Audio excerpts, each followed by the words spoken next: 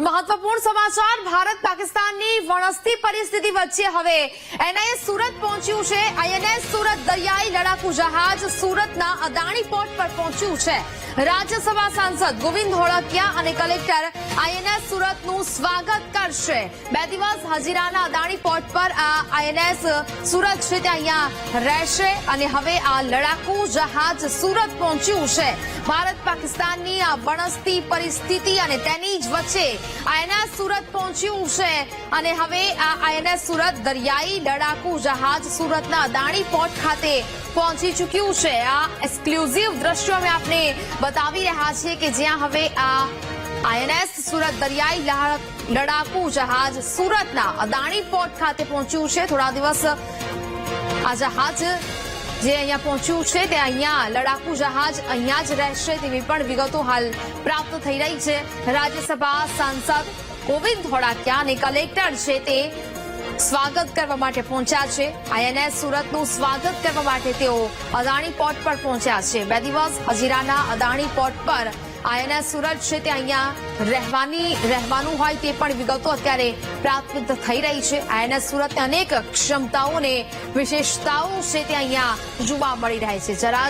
જહાજમાં Barack 8 અને બક્ષોઝ અનેક તૈનાત છે તેની વિશેષતાઓને કારણે તે વખાણાય છે અને તેને જ લઈને તેની ક્ષમતાને આધારે સામેના દુશ્મનો પર કેવી રીતે પ્રહાર કરવો તેનો પણ અંદાજો આમાં લગાવાય છે। તેની લંબાઈની વાત કરીએ તો 163 મીટર તે લંબાઈ ધરાવે છે। આઈએનએસ સુરતની ગતિ 56 કિલોમીટર પ્રતિ કલાકની છે। 4 ઇન્સ્પેક્ટર, 50 ઓફિસર, 250 નેવીના સૈનિક તેમાં સામેલ થઈ શકે। એક ફેરામાં 7400 કિલોમીટરની યાત્રા કરી શકે છે। આઈએનએસ સુરત 45 દિવસ સુધી સમુદ્રમાં રહી શકે તેવી ક્ષમતા પણ તે ધરાવે છે। રોકેટ લોન્ચર તૈનાત કરવામાં આવે છે। 32 બરાક 8 મિસાઇલ, 16 બ્રહ્મોસ એન્ટીશિપ તૈનાત છે તે એમાં કરવામાં આવે છે। યુદ્ધ જહાજનું વજન 74 ટન હોય તેવી પણ તેની ક્ષમતા છે। સંવાદદાતા ધ્રુવ વધુ વિગતો સાથે લાઈવ જોડાયા છે। ધ્રુવ, ભારત પાકિસ્તાનની એક બાજુ વણસતી પરિસ્થિતિની બીજી વચ્ચે હવે સુરત પહોંચ્યું છે આઈએનએસ સુરત। હવે કેવા પ્રકારની આ વિમાનની વિશેષતાઓ, જહાજની વિશેષતાઓ છે, સ્વાગત કરવા માટે પણ લોકો પહોંચ્યા છે। કેવા માહોલ, કેવા દ્રશ્યો ત્યાં જોવા મળી રહ્યા છે ધ્રુવ?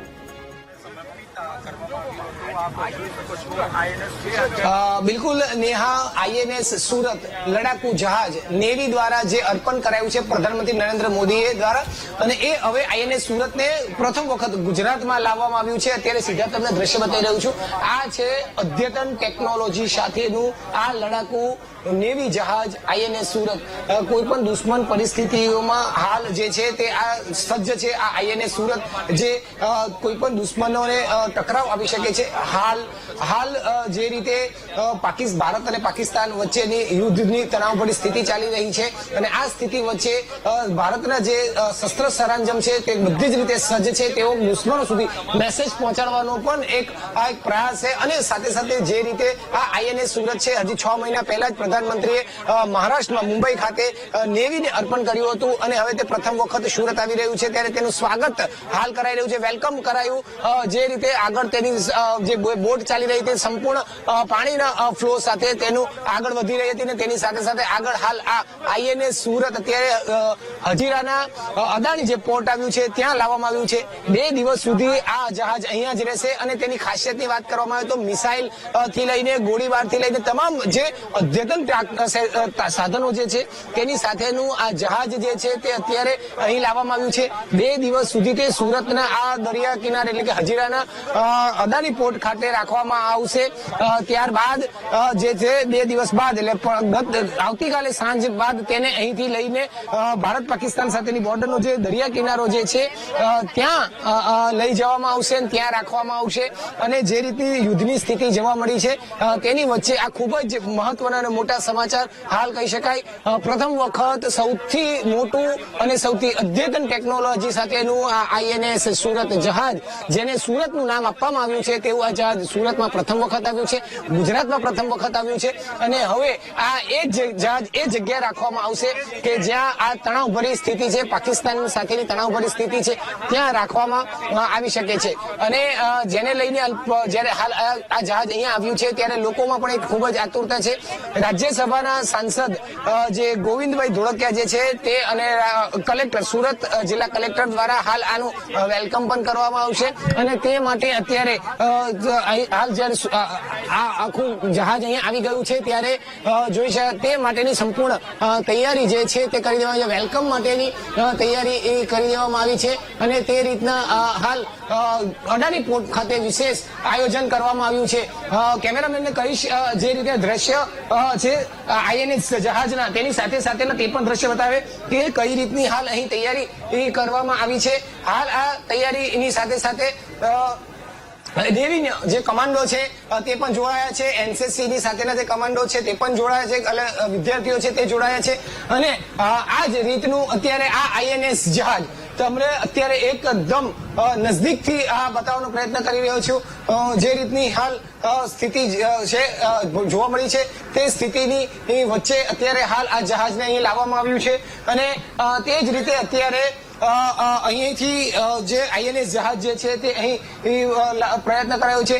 તમામ જે અધિકારીઓ જે છે તે અધિકારીઓ પણ અત્યારે હાલ અહીં જોડાયા છે. અને તેની સાથે સાથે હાલ જે આઈએનએસ જહાજ જે છે તે પોર્ટ ખાતે અહીં લાવવામાં આવ્યું છે, પોર્ટ ખાતે આવી ગયું છે. અને એ અત્યારે જોઈ શકાય છે કે આઈએનએસ જહાજ અદાણી પોર્ટના આ દરિયા કિનારે એટલે કે હાલ આવી ચૂક્યું છે, અદાણી પોર્ટ પર આવી ગયું છે. અને તમામ નેવીના જવાનો આ પોર્ટ પર અત્યારે તૈનાત છે, સુરક્ષિત છે. સુરક્ષા કઈ રીતે કરી શકાય તે માટે બતાવી રહ્યા છે. તમામ પોઈન્ટ ઉપર અત્યારે જે આઈએનએસ જહાજ પર સજ્જ છે જોવા મળ્યા છે. અને તે રીતે અત્યારે હાલ અહીં તમામ લોકો જે છે, તમામ અધિકારીઓ જે છે તે હાલ અહીં જોવા મળી રહ્યા છે. જે રીતની આખી વ્યવસ્થા છે તે ખાસ કરવામાં આવી છે. અને તેને જ લઈને હાલ આઈએનએસ જહાજ અહીં છે. 2 દિવસ જયારે અહીં રાખવામાં આવશે, આ 2 દિવસ રાખવામાં આવે ત્યારે આ આઈએનએસ જહાજના શું ખાસિયતો છે, શું તેમાં લાક્ષણિકતાઓ છે તે તમામ લોકોને બતાવવામાં આવશે. અધિકારીઓના જે અહીં સુરતના જેટલા પણ અધિકારીઓ છે તેમના પરિવારજનો છે તે તમામને હાલ આ આઈએનએસ સુરતની જે ખાસિયતો છે તે બતાવવામાં આવશે. લોકોને હાલ પ્રદર્શિત કરવામાં આવશે, અંદરની તમામ જે લાક્ષણિકતાઓ છે તે બતાવવામાં આવશે. અને કહી શકાય કે ખૂબ જ મહત્વનું તણાવભરી સ્થિતિ છે ત્યારે ખૂબ જ મહત્વનું હાલ કાર્ય આઈએનએસ સુરતને સુરત ખાતે લાવીને કરવામાં આવ્યું છે તે જોવા મળી રહ્યું છે. એક રીતે સુરત માટે ગૌરવની વાત છે. અને બીજી તરફ હાલ જે તણાવભરી સ્થિતિ જે છે તેની વચ્ચે લાવવામાં આવ્યું છે. એટલે એક પ્રકારે ભારતની તાકાત બતાવવાનો પણ પ્રયત્ન છે. દુશ્મન દેશોની સામે કોઈ પણ પડકાર ભારત ઝીલી શકે તે પ્રકારની છે તે જોવા મળી રહ્યું છે. હાલ અત્યારે પણ જોઈ શકાય છે કે વેલકમ કરવા માટે તમામ જે સાધનો જે છે તે અહીં જોવા મળ્યા છે. અને આઈએનએસ સુરત આ પોર્ટ ખાતે આવી ગયો અને ટૂંક સમયમાં તેનું રાજ્યસભાના સાંસદ ગોવિંદ ધોળકિયા, કલેક્ટર સહિતના અધિકારીઓ અને પદાધિકારીઓ સાથે હાલ આમને વેલકમ કરવામાં આવશે. અને તેને લઈને જતા યુદ્ધભરી જયારે સ્થિતિ છે તો આ યુદ્ધ સ્થિતિની વચ્ચે આ ખૂબ જ મહત્વનું કાર્ય ગણવામાં આવી રહ્યું છે ઇન્ડિયન નેવીનું. જી બિલકુલ જી ધ્રુવ, વિગતો સાથે જોડાયા તે બદલ આપનો આભાર.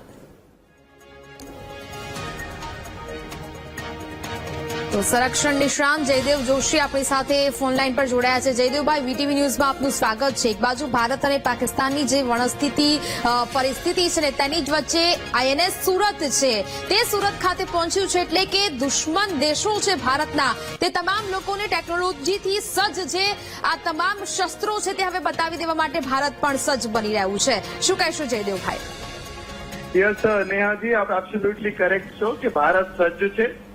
અને માત્ર શસ્ત્રોને દેખાડી દેવા માટે નહીં, પણ એ શસ્ત્રોના યુદ્ધ અભ્યાસ માટે પણ સજ્જ છે. અને આ પ્રકારના યુદ્ધ અભ્યાસો ભારતીય નૌસેના ઘણા સમયથી કરતી આવી છે અને કરતી રહેશે. અને જયારે ભારતીય નૌસેના યુદ્ધ અભ્યાસ કરે છે ત્યારે બાય એન્યુઅલી 2 વર્ષમાં એકવાર અથવા વર્ષમાં એકવાર તો સાથી મિત્ર રાષ્ટ્રોની ઘણી બધી નૌસેનાઓ સાથે પણ આ પ્રકારના યુદ્ધ અભ્યાસ થાય છે. પણ અત્યારના સમયે આ યુદ્ધ અભ્યાસ ની જે 2 બાબતો છે એ બહુ સ્ટ્રાઇકિંગ અને હાઇલાઇટિંગ છે નેહાજી. એક છે એનો ટાઈમિંગ. અત્યારે જ આ ટાઈમમાં આ યુદ્ધ અભ્યાસ અને એ પણ સંપૂર્ણ શસ્ત્ર સરંજામ, બધી મિસાઇલો એની સાથે કરવામાં આવેલો આ યુદ્ધ અભ્યાસ. અને બીજું જે છે એ છે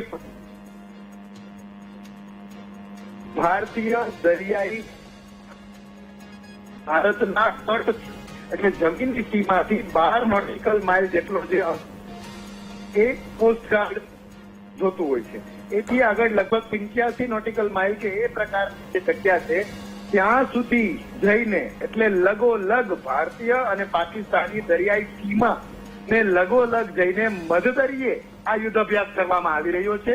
એ બે મોટા હેતુથી કરવામાં આવી રહ્યો છે. એક, બિલકુલ. ભારતની આ આક્રમકતાથી પાકિસ્તાનને ધ્રુજારી ઉત્પન્ન કરાવવી. બીજું, પાકિસ્તાન પણ આ પ્રકારના યુદ્ધ અભ્યાસ કરે જે કરી પણ રહ્યું છે તો તેમનો તાગ મેળવવા માટે, તેમના ડિપ્લોયમેન્ટ જોવા માટે ભારતની રડાર અને બાકી બધી ટેકનોલોજી સંપૂર્ણ કામે લાગતા પાકિસ્તાનના પણ ડિપ્લોયમેન્ટને સમજવું જરૂરી છે ને એટલા માટે આ એક રણટંકાર ભર્યો અને બહુ બહાદુરી ભર્યો નૌસેનાનો યુદ્ધ અભ્યાસ ચાલી રહ્યો છે. બિલકુલ જયદેવભાઈ વીટીવી ન્યૂઝ સાથે વાતચીત કરી તે બદલ આપનો આભાર.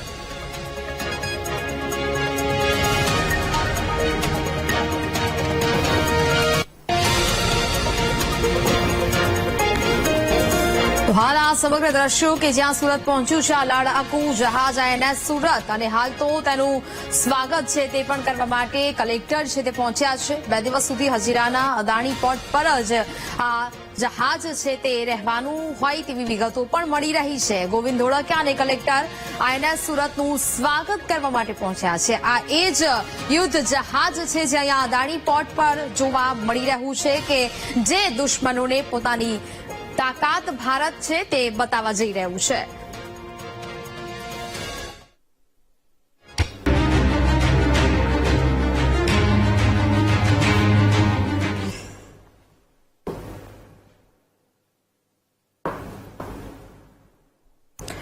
તો જમ્મુ કાશ્મીરના પહલગામ પહોંચ્યા છે